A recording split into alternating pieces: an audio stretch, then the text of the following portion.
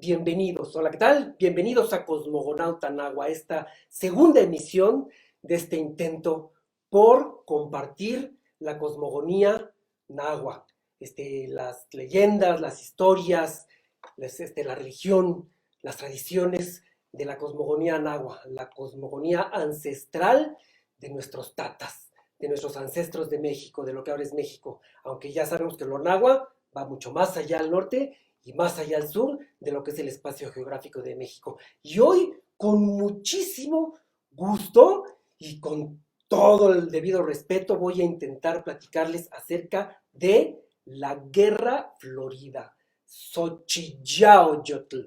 Xochitl, flor, yao, guerra. Yo, derivativo, así es el significado de la palabra, pero es la Guerra Florida.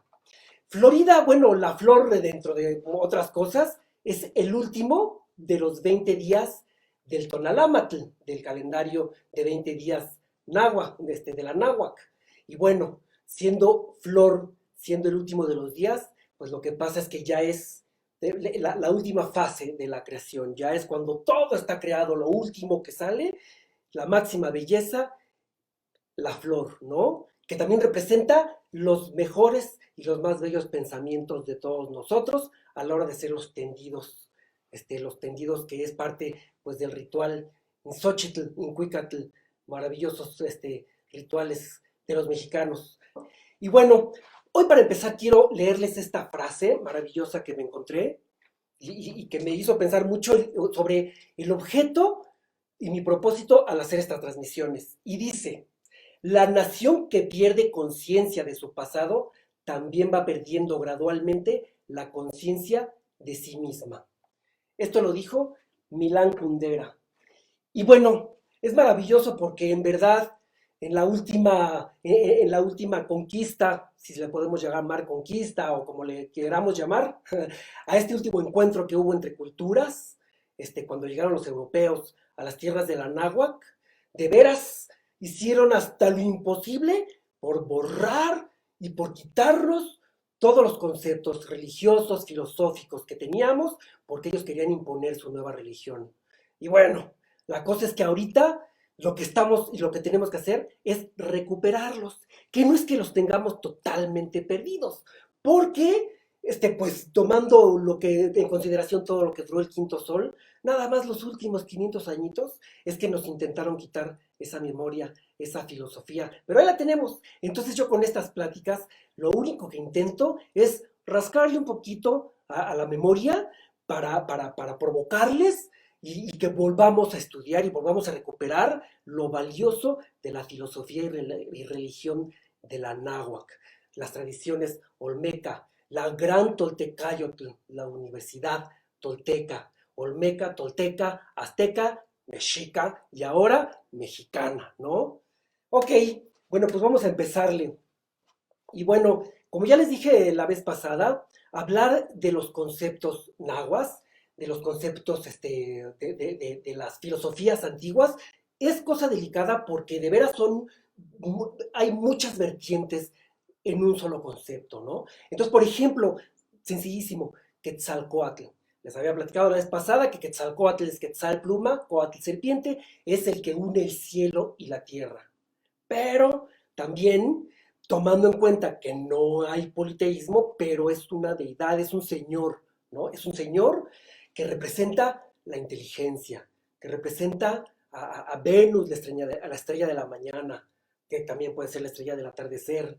Representa o es aquel señor que bajó hasta el Mictlán por los huesos de nuestros antepasados para sacarlos y crear, formar la quinta raza del quinto sol, la raza del maíz. Pero también es aquel que mató a Zipactli para de ahí poner la tierra, o sea, pero también hay uno histórico, ¿no? Hay uno histórico que fue Quetzalcoatl, Seacatl Topiltzin Quetzalcoatl, que fundó y que, bueno, y retomó la Toltecayotl, y bueno, fue un gran maestro y un gran gobernante, lleno y rodeado de leyendas. Entonces, entrar en los conceptos hay mucha amplitud, pero hoy voy a tratar de irme solamente a un concepto de la Xochitl, de la Guerra Florida, para que entendamos y nos quitemos esas marañas que a la hora de la conquista nos quisieron meter, de que eran una bola de salvajes esos aztecas, ¿no? Esos mexicas. Pues no, no eran unos aztecas ni unos salvajes.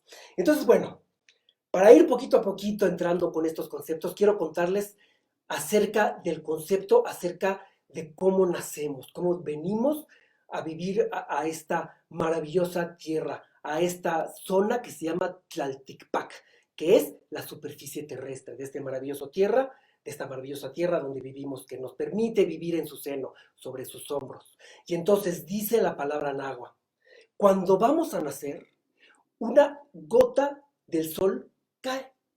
Y justo antes de caer a la tierra, se divide en dos. La mitad le cae a un hombre y la otra mitad le cae a una mujer, convirtiendo al hombre en padre y a la mujer en madre. Y ahí somos concebidos nosotros. Y entonces, cuando nacemos, tenemos esta gota de sol en todo nuestro torrente sanguíneo durante toda nuestra vida. Ese es nuestro tonal, ¿no? Ahí tenemos esa energía que yo le llamaría como una energía, pues, nuclear o solar, que es lo que nos da, pues, esta energía que tenemos, esta voluntad, esta chispa de energía. Tona, precisamente, que es la raíz de la palabra Tonatiuh o Tonantzin, Tonatiuh, que es el sol, o Tonantzin, que es la madre tierra, pues Tona significa eso, ¿no? Es energía, chispa, día, ¿no? Así, cada día, cada chispa es una tona. Y bueno, entonces llevamos esta gotita de sol en nuestro torrente sanguíneo. Y cuando morimos en la Guerra Florida, que es la guerra por la conquista de nosotros mismos, al momento de morir, esta gota se vuelve a comprimir en el sol y cuando morimos, esta gota regresa al sol. Y nuestro cuerpo, idealmente, debiera regresar a la tierra, ¿no? Y digo idealmente, pues porque con las nuevas costumbres, en lugar de enterrarnos en la tierra, nuestras cenizas que vayan a dar a la tierra y regresen con todo lo que vivieron, con todas las aprendizajes y conciencia que subió, bajó, con todos los cambios, regresemos a la tierra para ser absorbidos por nuestra madre tierra, junto con nuestra sangre, nuestra gota de sol al cielo, nuestra carne a la tierra, pues para que ambos, sol y tierra, pues entremos juntos a este juego de evolución. Pero ahora lo que hacemos es encerrarnos, ¿verdad? En unos ataúdes, metidos en cajas de concreto, y pues ¿cómo? ¿No? Perdemos totalmente el contacto con nuestra madre tierra, a la que nos dio toda nuestra carne, le negamos el placer de recibirnos en su seno. Pero bueno, esa ya será otra clase, ya platicaremos de esos conceptos, ¿no? Pues para entrar a eso tendremos que entrar a cómo es o cómo eran los entierros en nuestro antiguo México. Pero bueno, entonces, ¿qué les parece, no? A mí me fascina y no lo veo como filosofía, sino creo fervientemente que así es nuestro nacimiento, que así llegamos con esta gota que es la que nos da toda nuestra voluntad, nuestra ánima encarnada en este cuerpo creado de la madre tierra, para luego volver a separarse, ¿no? Y entonces aquí, vámonos al siguiente concepto, ¿no? Vámonos un poquito a la Guerra Florida. A la Guerra Florida, y estoy hablando de esta guerra que por ahí del siglo XIV, XV, las fechas ya saben que no soy muy bueno para las fechas, pero bueno, cuando estaba en su mayor expansión, cuando iniciaba la mayor expansión del Imperio Mexica, de la ciudad de México Tenochtitlan, bueno, los mexicas en un juego de pelota tuvieron una lectura muy interesante. Y aquí me voy a detener un poco, una lectura. Y bueno, lo que pasa es que el juego de pelota no era exactamente un deporte, ¿no? Así como en algunas partes de la tierra echan las runas o los huesitos o las semillas, bueno, pues en la sabiduría del México antiguo lo que hacían era echar seres humanos, que son los que están conectados pues con la energía del universo, los que somos hechos a imagen y semejanza y tenemos el universo a nosotros, ¿no? Entonces, pues según lo que tenían que decidir, es el tipo de guerreros, jugadores de Tlachtli, ¿no? Que se llamaba Oteotlachtli, le dicen otros, ¿no? Porque era un juego sagrado, porque después del juego, según cómo se desarrollaba el juego y según quién ganara, había una lectura. Esas lecturas se siguen dando, para quien lo sabe, en las danzas, en las velaciones, o sea, siempre hay una manera de leer. Y en verdad siempre hay una manera de leer todos los sucesos, ¿no? Deberíamos de poner un poco de atención y leer los sucesos que están pasando ahorita en toda la Tierra, ¿no? Ahora que estamos globalizados, toda esta pandemia y los volcanes y demás, todo eso tiene una lectura que nos podría dar un poquito más de certeza de hacia dónde vamos. Pero bueno, ya ven que yo me voy volando, pero no vamos a regresar. Ahora, ¿quiénes eran estos jugadores que aventaban al juego de pelota? Aventaban por un decir, ¿no? Que escogían. Pues los jugadores de Tlachtli, al igual que los guerreros Águila y los guerreros Jaguar, que eran quienes luchaban en la Guerra Florida, pues todos eran estudiantes de Calmecac o de Telpochcali. O sea, todos los mexicanos, todos los anahuacas tenían obligatoriamente que pasar por una de estas escuelas. Telpochcali, si eras Macehual, y si eras Pipiltin, si eras noble, pues el Calmecac.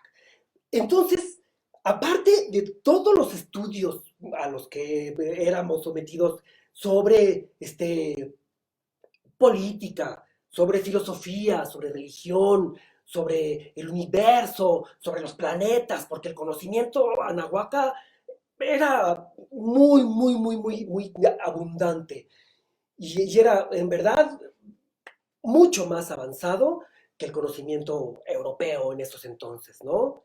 O sea, ellos cuando llegaron para acá, los primeros que venían para acá, venían aterrados porque a lo mejor se encontraban en una gran cascada en el mundo cuadrado y se los llevaba la tiznada, ¿no? Y no los mexicanos, los anahuacas, sí sabían que vivíamos en una esfera, ¿no? Por eso el tonal machiotl que ahora conocemos como calendario azteca, pues ahí está, ¿no? Esta esfera, este círculo, conocían que Quetzalcóatl, Venus, Tlahuizcalpantecutli era un planeta y Marte, o sea, tenían un conocimiento sobre el universo muy avanzado, y todo eso, pues lo estudiabas. Entonces, para llegar a ser un jugador de pelota o un guerrero, pues además tenías todos esos conocimientos. O sea, si lo trasladamos a la época, era puro universitario, ¿sale? No era así como en las guerras europeas, que se agarraban al pueblo y órale, a pelear como puedan. Ahí está tu espada, ahí está tu casco y entran a la guerra. No, no, no, no, no. Aquí eran especializadísimos.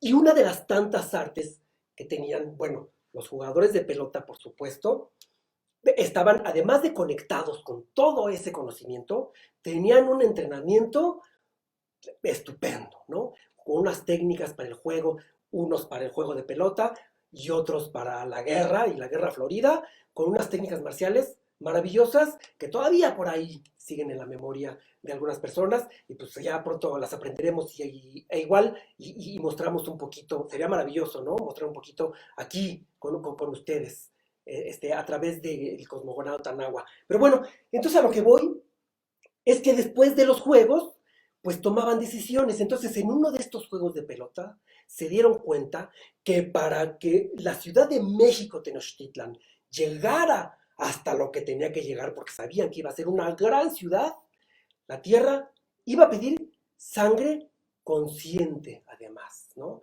Que no siempre la humanidad o una u otra sociedad tiene el nivel de conciencia para dar la sangre conscientemente. Y a ver, aquí podemos detenernos un segundito en que, bueno, todas las tradiciones y todas las religiones del planeta siempre tienen su punto álgido y su punto bajo y pues van de acuerdo con el contexto y el momento en el que están, van subiendo y bajando.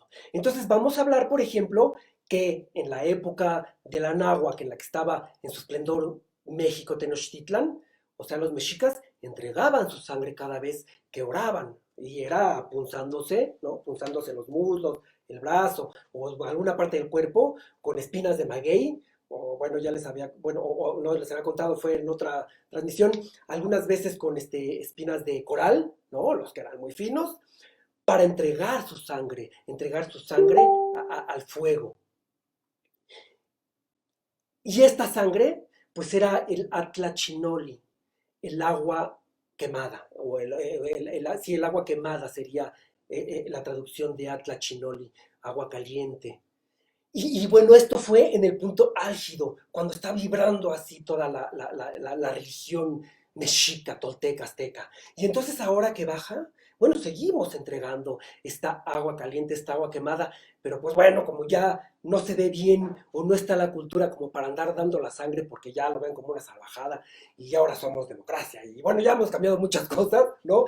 Entonces ahora lo que hacemos es a través de las danzas hacer lo posible por entregar nuestro sudor, que es sangre caliente que sigue siendo emanada de nuestros cuerpos. Es un poquito más fresa, pero pues a través de eso es sudor entregado lo más posible en conciencia.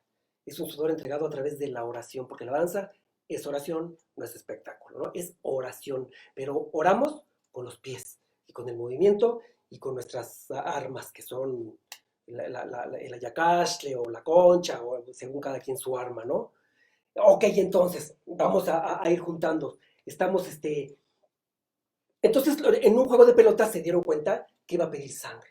Y entonces comenzaron a pactar lo que conocemos como las guerras floridas, con los pueblos vecinos, ¿no? Y entonces para hacer esto, primero vamos a ver cómo pactaban estas guerras. Y vamos a poner un ejemplo muy puntual. Es México-Tenochtitlan, ¿no? La Triple Alianza contra Tlaxcala. Y entonces yo contigo, Tlaxcala, voy a mantener estas guerras floridas. Pero a través de estas guerras pactadas, esta guerra florida, yo no me voy a meter a tu ciudad a destruirte, ni tú te vas a meter a mi ciudad a destruirme. Entonces ambas ciudades, ambos pueblos van a seguir floreciendo, en comercio, en cultura, en conocimientos, en escuelas. La guerra la vamos a hacer en un terreno pactado entre las dos ciudades, ciudades-estado, que se les llamaban, ¿no? Y entonces ahora, yo no quiero hacer esta guerra florida o esta guerra y agarrarnos a trancazos y matarte ahí, porque de nada me sirve que te mueras ahí, en medio del llano, ¿no? Yo lo que voy a hacer es a través, como guerrero águila o guerrero jaguar, o los guerreros tlaxcaltecas, y bueno, había otros ahí en Michoacán, y bueno, había distintas técnicas y distintos guerreros, pero la guerra florida era controlarse, y con el macahuitl, y con el escudo, que ahorita se me fue el nombre, pero ahorita me acuerdo, chimali, con el chimali, o con lo que tuviera, era una técnica de luchar que yo lo que tenía era controlarte sin matarte, porque yo no quiero que mueras aquí. Yo quiero que mueras conscientemente y voluntariamente en el ombligo del universo, para que coadyuves a todo el desarrollo del universo. Entonces, yo a través de la lucha, lo que quiero es controlarte hasta que te agarre de los pelos, porque en los pelos está nuestra energía, los cabellos. Cuando te agarre del cabello, tú ya eres mi cautivo. Y entonces, cuando yo logro agarrarte del cabello, ¿sabes qué? Ya te hubieras muerto aquí. O sea, yo ya te hubiera matado porque te controlé, ¿no? Entonces, en lugar de matarte aquí a lo tarugo, te voy a llevar, ¿verdad? A un sitio cerrado, donde, de acuerdo a cuando sea la siguiente ceremonia, bueno, tienes un chance a lo mejor de una noche, a lo mejor de 4 noches, así de meditar, de concentrarte, porque vas a entregar tu vida voluntariamente en el ombligo del universo. En lugar de morirte ahí, al tarugo, te vas a morir después de un trabajo espiritual muy intenso. Y bueno, entonces, el día que te toca tu sacrificio voluntario, ¿no? Aunque bueno, yo sí entiendo que aunque sea voluntario, de repente ya que la ve venir, pues yo creo que forcejeaba, o algunos forcejeaban, otros no, pero por si las dudas ahí lo llevaban, ¿no? Lo llevaban, ¿no? A la piedra del sacrificio y abrían, sacaban el corazón, pero ¿qué estaban haciendo? Estaban tomando esa gota que nos había dado el sol, ¿no? Y con voluntad del que está dando su vida, ahí va esta gota y ¡bum! Va para arriba. Y tu cuerpo, ¡paz! Lo pateo para que caiga en la escalinata, para que la carne regrese a la carne y la energía regrese a la energía. ¿Ok? Ahora, vamos a hacer un pequeño paréntesis y nos vamos a ir a lo que pasaba en Europa. Por ahí en esos mismos años, 1400, ¿no? 1300, finales de 1300, de los 1300, inicios de los 1400, igual estaban hasta el copete de guerras y conquistas, y que si los de Granada, y entre reinos, ¿verdad? Porque ni siquiera había países como los conocemos ahorita, eran iguales. No eran ciudades de Estado, era otro concepto, eran reinos y demás, pero igual eran guerra tras guerra tras guerra. Pero sus guerras ni eran pactadas, ni eran civilizadas, ¿no? O sea, cuando podían era el ataque, y bueno, sí, también tenían sus técnicas y sus ejércitos, pero era agarrarse a moquetazos y a matarlos ahí mismo, a masacrarlos dentro de la ciudad, afuera de la ciudad, y donde morían, ahí te morías, ¿no? Entonces aquí ya tenemos los dos conceptos de las dos guerras que se presentaban en la misma época. O sea, la tierra estaba tomando sangre, ¿no? Consciente o inconsciente. Y entonces en la guerra europea estamos viendo, ¿no? Si visualizamos esta gota que regresa al sol, entonces en una guerra europea, en el llano, así se muere uno por allá, y pum, una gotita, y pum, por allá se muere, pum, pum, así. Además aterrados, porque además como no hay conciencia, ¿no? Y como no siempre, porque sí, por supuesto, tendrían sus ejércitos, pero ya las últimas era agárrate al pueblo, ¿no? Agárrate a todos, dale su arma y órale, agarrarse en la guerra. No siempre, pero muchas veces. Y entonces era un desgaste y un desperdicio de energía espantoso. Y en cambio, ¿qué es lo que pasaba acá? La guerra se daba, ¿no? Pero como no morían en desorden, todos iban al ombligo del universo, que es México Tenochtitlan, y ahí hasta arriba en la cúspide del templo, se iban yendo los que ya se hubieran muerto allá, pero se mueren aquí de manera consciente y entonces lo que estaban creando, híjole, era un tubo energético fabuloso, una economía de energía, una economía del sacrificio. Y entonces, no solo eso, sino que toda la sangre que caía, todos hemos visto esos dibujos que nos enseñaban para espantarnos así del templo mayor con la sangre corriendo. Bueno, pues toda esa sangre que en Europa se quedaba en el lodazal, ¿sí? Pues aquí en el Anáhuac, toda caía, al bajo había un Tlaltecutli, una diosa de la tierra o señor de la tierra, Tlaltecutli o Tlatzíhuatl, con un hoyo en el ombligo y por ahí se iba toda la sangre.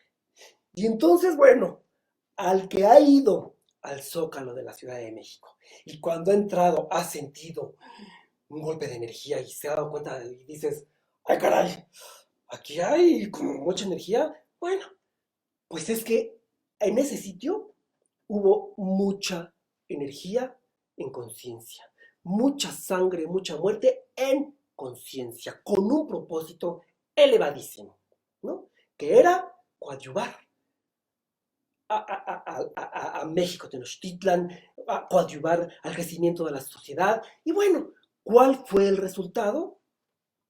Que cuando llegaron los europeos, apenas llevaban 200 años de haber fundado México Tenochtitlan, ¿sí? Porque se fundó por ahí de 1325, otros dicen que 1345, pero yo prefiero pensar que 1325, y de ahí, en 200 años, llegaron a una de las ciudades más grandes y pobladas del planeta, porque la población de México Tenochtitlan era mayor que la de Constantinopla, era mayor que la de París y mayor que la de Londres. Y la cultura, las universidades, Calmecac, del Pochcali, y de guerreros, y de ejércitos, la educación era fabulosa y bueno, era una de las sociedades más avanzadas del planeta en ese momento. Hubo más, como Grecia, Roma, pero todas aquellas civilizaciones, casi todas las civilizaciones, pues se llevaban sus 300, 400, 500 años para llegar a su punto álgido. Los mexicas en 200 años, con esta técnica, llevaron esta ciudad en 200 años a ser en verdad el ombligo del mundo. Y entonces cuando llegan los europeos y ven esta ciudad tremenda, ¿no? Que expedía conocimiento, con gente impecable, con gente limpia, con gente que sabía. Bueno, pues no pudieron hacer otra cosa más que así, apágala, apágala, ¿no? Y se agarraron de lo que pudieron para destrozarla. Pero no la destrozaron, porque siguen sus conocimientos vivos.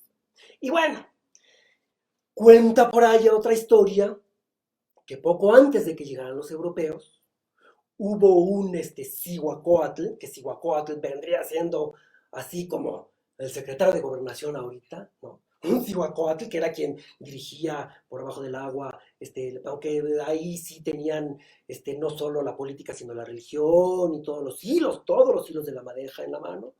Entonces, este Cihuacóatl se dio cuenta y supo que ya venía este encuentro que representaba, también ya platicaremos otro día de eso porque es también extenso, que regresaba la energía Quetzalcóatl que se había ido, ¿no? Entonces, sabía que si cuando ellos llegaran agarraba esta religión en este punto álgido, ¿no? Con el sacrificio humano tan consciente, que no lo iban a entender y que iba a suceder lo que sucedió, un choque muy fuerte, ¿no? Entonces, se los dijo a la élite gobernante, diciéndoles, tenemos que bajarle 3 rayitas a nuestra vibración, ya cumplieron su objetivo y tenemos que detener los sacrificios, porque no nada más los sacrificios se daban en el aspecto de la guerra florida, ¿no? También había sacrificios de cautivos y de esclavos y de bastantes cosas, porque entonces, bueno, la cultura y el conocimiento acerca de cómo entregar la vida llegó a niveles muy altos y rayaban, rayaban si no tuvieran ese conocimiento en lo salvaje, para el que no lo entendiera. Pero no, de salvaje no tenían nada, no nada. Y es que sí, había algunas maneras de sacrificio que si las lees y dices, híjole, de veras le hacían eso a los niños para que lloviera, ya les contaremos de eso otro día, ¿no? Pero una vez que cumplieron su función, de veras debieron haberse detenido. Pero pues bueno, no hay casualidades y todo es como debe de ser. Y a este Cihuacóatl intentando detener las guerras floridas, pues un gobernante dijo, ni más, y que me lo matan, ¿no? Al Cihuacóatl, y entonces, pues ya sin el sustento del universo y sin todo el sustento que debía haber tenido, siguieron los sacrificios, y entonces cuando llegaron los europeos, efectivamente, en lugar de encontrar así las culturas, pues encontraron así. ¡Auch! Doloroso, ¿no? Pero de así, pues hemos ido haciendo así, ¿no? Y ahora, pues ahí estamos, el maravilloso pueblo mestizo de México. Y bueno, entonces, como ven, ya una vez planteando esto, en realidad, ¿cuál era la guerra civilizada? ¿No? ¿Qué guerra era más civilizada? La guerra a como se llevaba en Europa y en Oriente, y la guerra como la conocemos en todo lo que es lo que ya le llamamos el viejo mundo, ¿no? O el concepto de muerte ritual, de muerte voluntaria que había en México. Porque las cantidades, híjole, pues no sé cuántos habrán muerto aquí por sacrificio, hay miles de cuentas, y tampoco sé cuántos habrán muerto en Europa. Pero a lo mejor si hacemos un comparativo, pues ahí se van, ¿no? Porque además al mismo tiempo que por ahí, en el año cuando se inauguró el último templo que se inauguró de los mexicas, en México Tenochtitlan, eso, hay muchos libros y lecturas que hablan sobre este momento y dicen que la cantidad de sacrificios fue de veras pasmosa. Pero en esos entonces se estaba escribiendo en Europa ay, ya se me fue el nombre, ahorita es latino, el Maleficorum, no me acuerdo, pero era el libro donde te decía las maneras de matar a las brujas, ¿no? A las mujeres sabias de conocimiento de Europa que sabían acerca de las medicinas y de las plantas y de los hechizos. Bueno, pues allá no eran respetadas. Allá las mataban quemándolas, jalándoles, quitándoles, pellizcándolas. O sea, híjole, ¿no? Por ahí por ahí se iban igual, pero yo sí veo muy claro que había distintas conciencias y distintas motivaciones. Porque no era lo mismo que tú te entregaras voluntariamente porque toda la sociedad se eleve, porque de todos se van a morir, a porque eres mujer o porque eres bruja o porque no entiendo lo que haces, ¿no? Ahí se los dejo de tarea, ¿no? Y bueno, miren, aquí déjenme nada más checar la hora, perfecto, ahí todavía tenemos, porque ya estoy decidido a no irme más allá de los 45 minutos en cada una de estas pláticas para no aburrirlos y para decir lo que tengo que decir. Ya está por ahí, me regañaron, un amigo de Europa me dijo, híjole, Hablas bien rápido. Le tuve que bajar unas cuantas revoluciones para poder entenderte. Perdón, pero hay tantas cosas que decir, pero les prometo que voy a intentar hablar más pausadito. Pero bueno, entonces, quiero reiterar con mucho respeto y con toda la humildad posible, ayer que estaba yo repasando algunos libros y algunas lecturas para refrescar mis conocimientos y no decir tantas tarugadas y compartir pues, lo mejor o lo más puro que se pueda este conocimiento, estos conocimientos, insisto con que tiene muchas aristas, ¿no? Porque la guerra florida también es una guerra interna que libramos dentro de nosotros mismos, nuestros tezcatlipocas, ¿verdad? Que ya esa es otra plática, están luchando por gobernarnos. Quiere gobernar uno y quiere gobernar otro. Así trayéndolo al mundo actual, está el angelito y el diablito, y entonces ahí hay una guerra florida que tenemos dentro de cada uno de nosotros. Y si nosotros morimos en esa guerra florida, pues entonces regresaremos al sol, ¿no? Dicen que los guerreros regresarán al sol acompañándolo como colibrís, no, acompañándolo como guerreros, ayudándolo a elevarse desde el amanecer hasta el cenit, con cantos de guerra y con macahuitls y con ruido de guerra, y las mujeres que mueren en parto, que son las mujeres que mueren dando vida, que es la guerra florida, acompañarán llevando al sol en viandas del cenit a que se va, con cantos y ya, ¿no? El masculino y el femenino. Todo con esta dualidad maravillosa de Ometeotl, Ometecutzintli. Ometecutli, Omecihuatl, el señor y la señora de la dualidad. Dios Padre, Dios Madre, ¿no?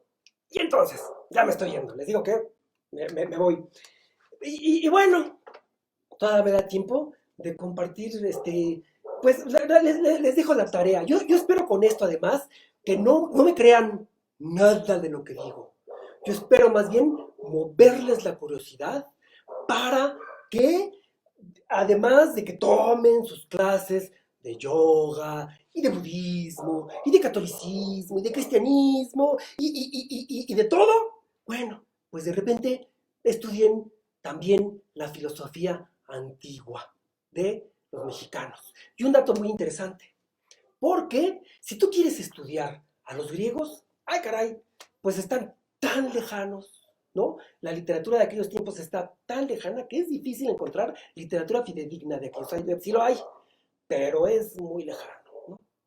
Si quieres, la hindú también es muy lejana. Pero cuando llegaron los europeos, llegaron en el punto álgido, o uno de los puntos álgidos de la cultura de la náhuatl.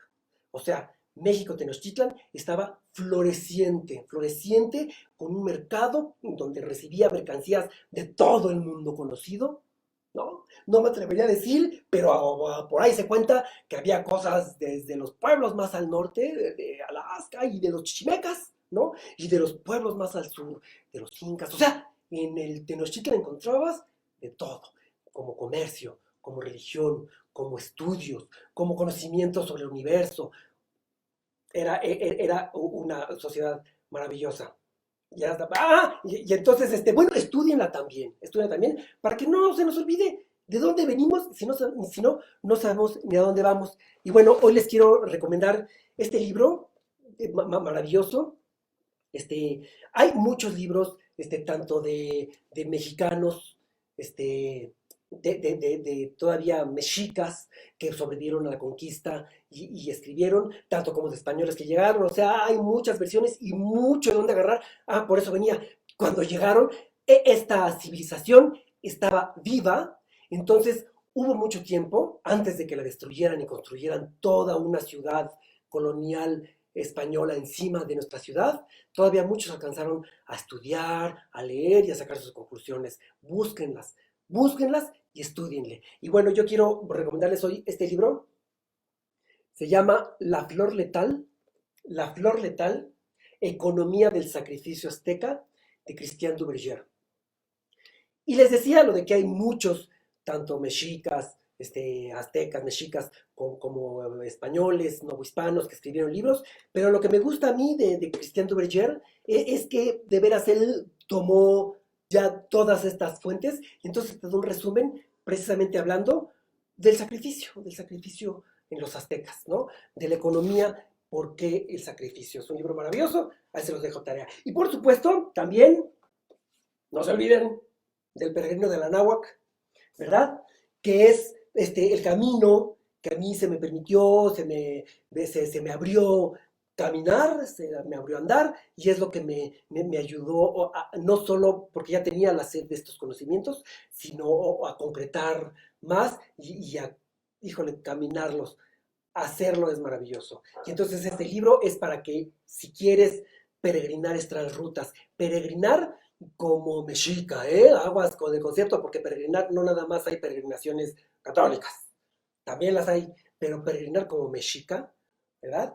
Puedes peregrinar por estas rutas que son muy peregrinadas por los mexicanos, y si no puedes, por tu edad, por tu trabajo, por tu condición, porque te da flojera, bueno, pues a través de su lectura, te aseguro que acompañándome vas a recorrer estas rutas maravillosas y vas a saber un poco más de México y ya estamos preparando el libro que viene, ¿no? Y bueno, entonces les recuerdo, conoce, conoce, estudia y decide, saca tus conclusiones. Y por último, bueno, este